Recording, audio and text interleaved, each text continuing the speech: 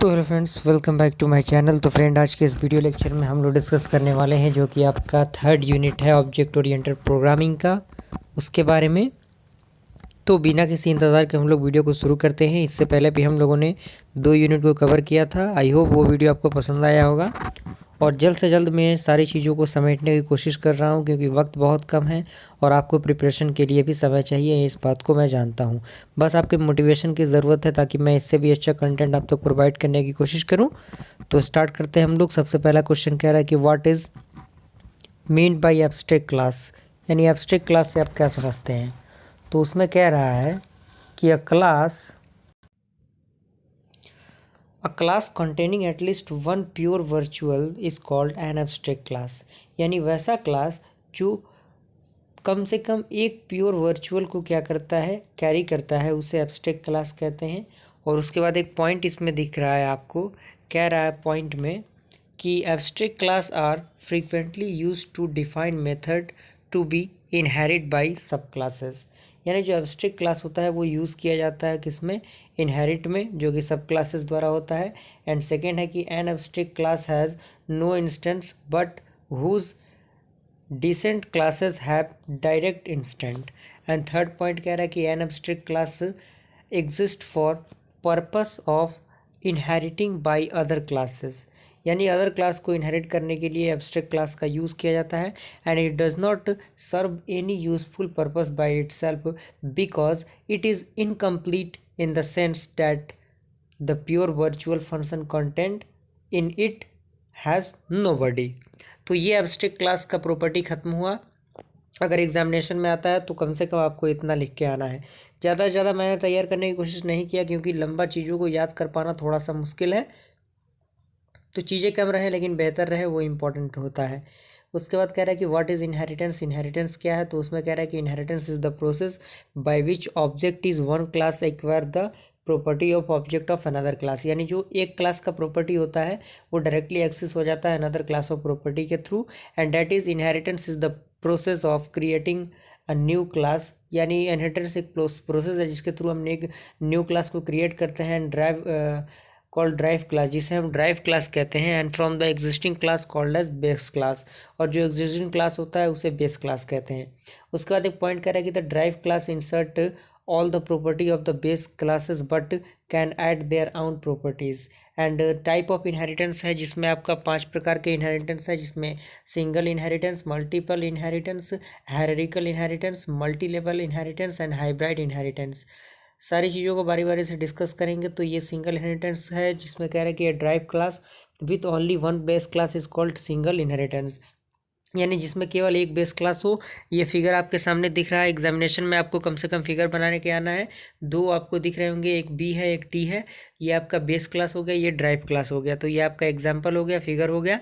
And दूसरा है आपका मल्टीपल इनहेरिटेंस। इसमें कह रहा है कि ये drive class with several base classes is called the multiple inheritance. इसमें 2 बेस क्लासेस होंगे और एक आपका ड्राइव क्लास होगा। तो ये भी आपका एक फिगर है। हो सकता है फिगर थोड़ा सा धुंधला आपको दिख रहा हो, लेकिन फिगर काफ़ी बेहतर है, आप आसानी से इसे समझ सकते हैं, ज़्यादा कुछ है नहीं।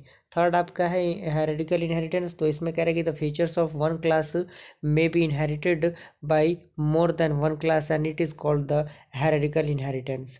एंड उसके बाद है आपका मल्टीपल इनहेरिटेंस। तो कह रहा है कि the mechanism of driving a class from another derived class is called the multi level inheritance, that mean multiple inheritance.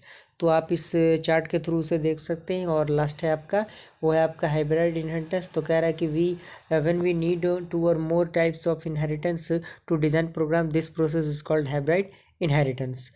उसके बाद फ्रेंड आपका थर्ड क्वेश्चन कह रहा है कि व्हाट इज एसोसिएशन। एसोसिएशन क्या है, ये भी काफ़ी पॉपुलर क्वेश्चन है, बहुत बार एग्जामिनेशन में आया हुआ है, तो इसको मिस नहीं करना है। तो कह रहा है कि an association is the most commonly used relationship between object. यानी जो एसोसिएशन है ये काफ़ी पॉपुलर है और काफ़ी कॉमनली यूज़ किया जाता है रिलेशनशिप किसके बीच में, ऑब्जेक्ट के बीच में।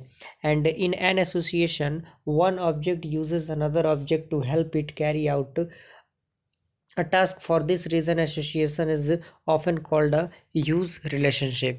And terms like uses, sent to, gets from, depends on, request और less probably indicate the association, यानी ये जो टर्म है आपके ये एसोसिएशन को डिपेंड करते हैं, डिनोट करते हैं। टाइप ऑफ एसोसिएशन आपका होता है 1 to 1 एसोसिएशन, उसके बाद आपका है many to many association and ternary association. ये आपका 3 प्रकार का है, तीनों के लिए फिगर आपके सामने दिख रहा होगा। फिगर्स के थ्रू आप इन्हें समझने की बिल्कुल कोशिश कीजिएगा, आपको समझ में सारा बात आ जाएगा। ओके, उसके बाद आपका है कि write a C++ program to multiple inheritance, यानी मल्टीपल इनहेरिटेंस के लिए C++ प्रोग्राम लिखना है। तो ये प्रोग्राम आप इसका स्क्रीनशॉट ले लीजिएगा, 1-2 बार अगर आप प्रैक्टिस करेंगे तो आपको आसानी से समझ में आ जाएगा। और अगर आपको ये प्रोग्राम थोड़ा सा लेंदी लग रहा हो तो आप वहाँ से गूगल से भी हेल्प ले सकते हैं और इस प्रोग्राम को छोटा टर्म में लिख सकते हैं। ओके, तो यहाँ से आप इसको समझ सकते हैं, C++ में इस प्रोग्राम को लिखना है। ये आपका काफ़ी इजी वे में तैयार किया गया है, तो आपको घबराने की बिल्कुल ज़रूरत नहीं है। और उसके बाद लास्ट आपका क्वेश्चन कह रहा है कि how we implemented aggregation in object oriented programming, यानी हम एग्रीगेशन को किस तरह से यूज़ करते हैं, किस तरह से इम्प्लीमेंट करते हैं ऑब्जेक्ट ओरिएंटेड प्रोग्रामिंग में, एंड एक्सप्लेन विथ एग्जांपल। तो एग्रीगेशन क्या होता है उसके बारे में लिखा गया कि aggregation is the part whole और अ पार्ट ऑफ, यानी ये पार्ट होल भी है और पार्ट ऑफ भी है, relationship which object representing the component of sometimes something are associated with an object representing the entire assembles. और ये आपका एक चार्ट है, चार्ट के थ्रू आप इसको समझ सकते हैं जिसमें दिया हुआ है, और एक पेपर का कटिंग भी मैंने इसमें लगाया हुआ है तो आप उसको भी देख सकते हैं। लास्ट क्वेश्चन है, इसमें कह रहा है कि describe the role of inheritance in object oriented programming, यानी ऑब्जेक्ट ओरिएंटेड प्रोग्रामिंग में इनहेरिटेंस का क्या रोल है। तो inheritance is a natural way to model the world और a domain of discourse and so provides a natural model for object oriented design and even object oriented programming. And inheritance also provide the code for code and structural reuse. And in the computer class all routines and structure available in computer classes are available to all subclasses, and this type of reuse takes advantage is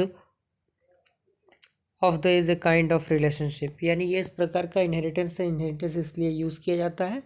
and उसके बाद है recursive aggregation, तो recursive aggregation को भी आप इस block diagram से समझ सकते हैं। तो फ्रेंड, इसी के साथ हम लोगों ने यूनिट 3 को भी कंप्लीट किया। आई होप ये वीडियो सीरीज आपको पसंद आ रहा होगा।